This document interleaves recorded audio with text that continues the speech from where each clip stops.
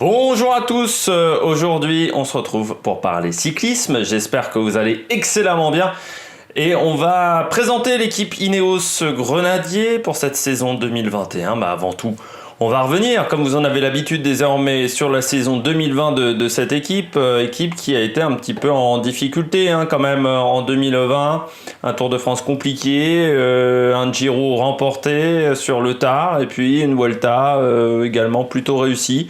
C'est un peu mi-figue, mi-raisin, c'est une saison de transition, comme j'avais dit pour d'autres équipes en 2020 pour Ineos, c'est-à-dire le départ de cette génération Chris Froome, Geraint Thomas, il faut le dire, et puis l'arrivée de quelques nouvelles têtes, et ça va se continuer en 2021, on verra le recrutement, parce qu'ils ont fait une séquence de transferts assez forte, et l'envie de plus simplement avoir un seul leader, ou avoir 2-3 têtes d'affiche, et d'avoir de multiples têtes d'affiche, d'être un petit peu une équipe très difficile à contrer, parce qu'avec beaucoup de membres différents, je dirais que leur seul gros raté, c'est le Tour de France.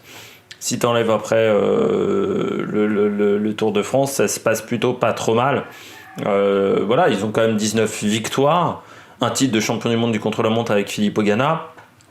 Un Ganna qui a été très bon quand même sur le Tour d'Italie avec 4 victoires.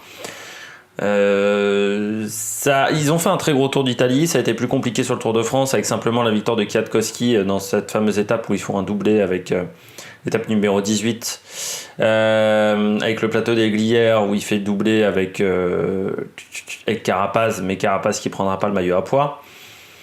Beaucoup de victoires et surtout des victoires avec des coureurs différents. On a Egan Bernal, on a du Carapaz, on a du Ganna, on a du Geoghenaert, on a du Narvaez, on a Ethan Eytier également sur le Giro della Poligno, Owen Doul sur le Tour de la Provence, Ivan Sosa également sur le Tour de Burgos. Donc vraiment beaucoup de coureurs différents. Et même Kwiatkowski, voilà, j'avais oublié. Beaucoup de coureurs différents, donc ça montre encore la polyvalence de cette équipe qui a réussi à s'en sortir malgré des moments compliqués. Parce que quand sur le Tour de France, vous perdez votre leader qui n'est pas du tout dans le coup, il faut se remettre dans le droit chemin. Pareil sur le Tour d'Italie, quand au bout de 3 étapes, le leader perd énormément de temps, perd la course, est obligé d'abandonner. Il faut avoir la capacité de se relancer, de remporter le Tour de France avec un autre coureur. On a rarement vu ça. Une équipe qui vient avec un seul leader présumé et qui gagne le Tour d'Italie avec un autre coureur qui est techniquement un équipier. Moi j'ai pas vu souvent ça, donc faut saluer quand même la force du staff, et je pense que le Giro a fait beaucoup, a fait du bien également pour le staff, parce que on sentait que l'après Nicolas Portal c'est difficile à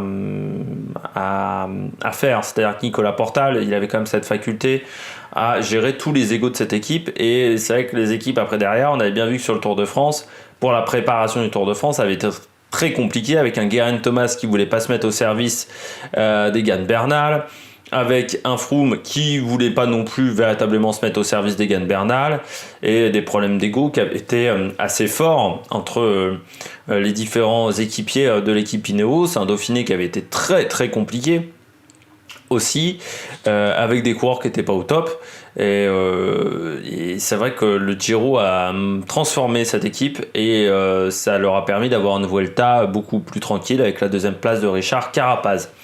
Au niveau du nombre de victoires, donc 19, ça les classe, c'est une saison donc assez moyenne, C'est même la pire saison en fait en termes du nombre de victoires depuis la création de cette équipe, parce qu'en 2010 ils avaient fait quand même 22 victoires, donc là simplement 19. Alors je rappelle quand même qu'il y avait moins de courses cette année, donc voilà, il faut rappeler la comparaison, et simplement donc une 6e place au nombre de victoires dans les équipes World Tour.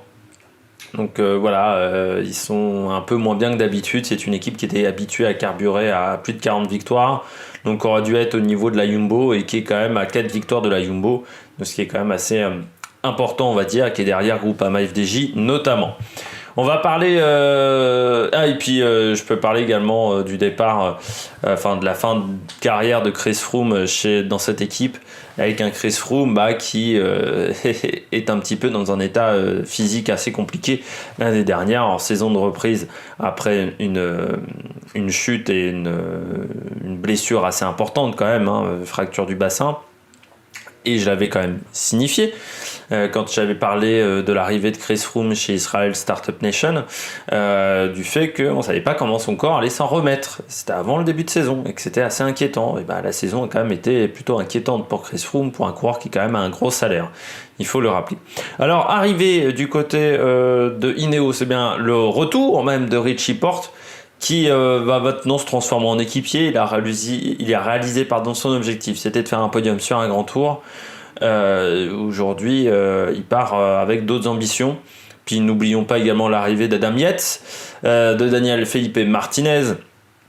Alors Adam Yates, bien entendu, de Mitchelton Scott, sans son frère, ce qui est un petit peu aussi une surprise, puisque les deux roulaient tout le temps ensemble. Felipe Martinez, qui a été très bon l'année dernière chez EF Pro Cycling sur le Tour de France, il faut s'en rappeler. Et puis Lorenz de Plus également, qui venait de la team Jumbo-Visma, qui est un très bon coureur pour les pavés, mais pas seulement. Non, même pas pour les pavés, je raconte des conneries, qui est un très bon équipier, Lorenz de Plus. Et puis, par contre, ça c'est un coureur qui peut être intéressant pour les pavés, parce que c'est la nouvelle pépite internationale, on va dire, c'est Thomas Pidcock, mais qui reste un coureur sur lequel on mise énormément en Grande-Bretagne, on lui met énormément la pression. J'ai peur qu'il explose en plein vol, Pidcock, même s'il a l'air d'être excellent, parce que je l'ai vu là pendant quelques courses de cyclocross. C'est quand même assez impressionnant, le petit Pidcock, en cyclocross, pas que en course sur route, en cyclocross aussi, c'est assez impressionnant. Les départs, c'était une équipe vieillissante, donc on l'a un petit peu rajeuni avec les départs de Jan Stannard, Christian Knies et Kierninka pour la retraite. Froome, lui, est parti chez Israël, et Chris Lawless qui est parti chez Total Direct Energy. Du côté de Jean-René Bernaudot, nous dit que c'est une future pépite. On n'avait pas vraiment vu, pas totalement convaincu de ses performances chez Ineos. Du côté d'Ineos, quels sont les coureurs qu'il va falloir suivre en 2021 pour moi, les coureurs que je suivrais si j'étais à votre place? Eh bien, je vais commencer avec Filippo Ganna, parce que Filippo Ganna, ça reste quand même la pépite du contre-la-montre. Alors, leur doublette du contre-la-montre avec également Juan Denis, mais Filippo Ganna, c'est quand même le coureur qu'on attend au top, qui est la future grosse star du contre-la-montre, qui va, je pense, dominer encore pendant 1 an, 2 ans, 3 ans, parce que aujourd'hui, au niveau du contre-la-montre, vous avez Evenepoel, mais Evenepoel, là, il va travailler en montagne, donc il va peut-être perdre un petit peu de son talent au contre-la-montre. Vous avez et puis moi je pense que Ganna est meilleur qu'Evenepoel au niveau du contre-la-montre, parce que c'est vraiment on dirait qu'il a été ses parents, quand ils l'ont conçu, on dirait qu'ils pensaient au contre-la-montre. C'est-à-dire sa position sur le vélo, ça rappelle les meilleurs du contre-la-montre. C'est-à-dire qu'il est très très bien posé sur son vélo quand même, Coco. Quand vous voyez des images d'archives de Moreno Moser, de Francisco Moser, pas Moreno. Moreno, c'était fils, neveu, je ne sais plus, mais qui était moins bon quand même. Un peu moins bon. Mais Francesco Moser, qui était très très bon, très très bien posé sur sa machine, ou même le grand Cancellara des meilleures années aussi, qui était bien positionné. Mais c'est même encore plus impressionnant, je trouve, que Cancellara. Il y a une fluidité que n'avait peut-être pas Cancellara. Là, il y a une fluidité, tout semble facile. C'est assez étonnant avec Ganna. On va suivre également Rohan Dennis, parce que vu la fin de Giro qui nous a faite, le petit Rohan Dennis, on peut peut-être se dire qu'il y a une deuxième carrière envisageable pour lui au niveau de la montagne, parce que vous grimpez pas le Stelvio comme il l'a fait sans être un minimum avoir des capacités en montagne.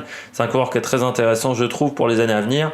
Est-ce qu'on le mettra en leader ou en leader de secours, ce qui arrive souvent dans cette équipe? Ça serait intéressant à suivre. Et puis ne pas négliger également Richard Carapaz, qui a fait une bonne année 2020, il faut quand même le signifier, deuxième de la Vuelta, qui a fait également un bon Tour de France, qui aurait pu être mieux sur le Tour de France si on ne l'avait pas laissé tomber dans un coup de bordure à un moment, parce que je pense que pour le général, il était en capacité de faire également un top 5 sur le Tour de France, alors qu'il n'était pas prévu, en plus, donc qui a fait une bonne saison. Un Egan Bernal qui devra se refaire. C'est toujours compliqué avec les Colombiens, parce que moi je me souviens de Bettencourt, qui a été une étoile filante un petit peu. J'ai peur que du côté d'Egan Bernal ce soit la même chose, qu'ils ont parfois du mal à revenir après un gros échec. C'est vrai qu'on a vu Botero par exemple, est un cas comme ça. Dopage aussi avec Botero, Santiago Botero, mais c'est un coureur qui ne s'est jamais vraiment remis de ses échecs. Je sais pas, c'est peut-être dans la culture colombienne, je sais pas si pourtant il y a d'autres Colombiens qui ont réussi à s'en sortir, mais c'est des coureurs qui ont souvent du mal à réagir après un coup dur, donc il faudra voir comment ça se passe. Et puis moi je regarderai également le petit Pidcock, bien entendu, parce que c'est un coureur qui me semble assez intéressant. Et puis il y a Damiette, bien entendu aussi, mais Pidcock, bon, est-ce que c'est futur pipite? Est-ce qu'il s'en sortira sur la route? Il a que 21 ans. Mais il fait partie de cette génération des Evenepoel qui ont l'air d'être intouchables. Donc ça semble un coureur très intéressant. Et puis je noterai également Adam Yates, bien entendu, comment il va s'adapter à cette équipe. Il y a des coureurs qui n'ont jamais réussi à s'adapter à Ineos, anciennement la Sky, des coureurs qui n'ont jamais réussi à être très très performants dans cette équipe. C'est un univers particulier, donc on va voir comment ça va se passer pour Adam Yates, mais qui part avec de grosses ambitions. Lui qui n'a pas forcément toujours eu une équipe solide à ses côtés sur les grands tours chez Mitchelton. Là, ça sera peut-être sa chance d'avoir une équipe très solide autour de lui. Donc, j'attends beaucoup également d'Adam Yates dans les mois à venir lors de cette saison 2021. J'espère que vous avez aimé cette vidéo. Si vous avez aimé cette vidéo, n'hésitez pas à vous abonner à la chaîne, à mettre la petite cloche. Ça, c'est une question pratique, la petite cloche. Comme ça, vous êtes au courant des dernières vidéos qui sortent sur la chaîne. Parce que c'est vrai que je ne suis pas la personne la plus régulière sur YouTube. N'hésitez pas également à réagir dans les commentaires, à me dire quel coureur vous attendez le plus cette année chez Ineos. Est-ce que c'est Carapaz, Bernal, Juan Denis, Gogenhardt? Je n'ai même pas parlé de Gogenhardt, dis donc. Je suis en train de m'apercevoir que Gogenhardt aussi, c'est un coureur qu'on attend énormément. Voir s'il va réussir à confirmer le Giro, parce que c'est pas toujours facile de confirmer. Surtout que lui, il s'attendait pas à être leader peut-être tout de suite chez Ineos. Il devient leader, il devient tête d'affiche, donc comment il va réagir, ça peut être pas facile pour lui. J'ai même pas parlé de Martinez également, le Colombien. Enfin voilà, il y a plein de coureurs que je vais pas parler. Narvaez non plus. Donc quel coureur vous attendez le plus? Et puis n'hésitez pas à mettre un pouce bleu. Et puis nous on se retrouve pour de nouvelles aventures sur la Mag Production. Ciao ciao.